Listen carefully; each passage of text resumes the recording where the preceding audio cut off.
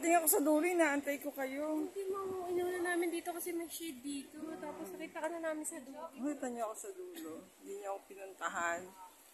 Sabi ko, walang pupunta. Mama, dito yung office. Ay, ikaw lang yata nakarating. Kaya nga nakarating na ako sa dulo. Sabi ko, walang dumadating. Baka time out na, kaya nagmadali na ako.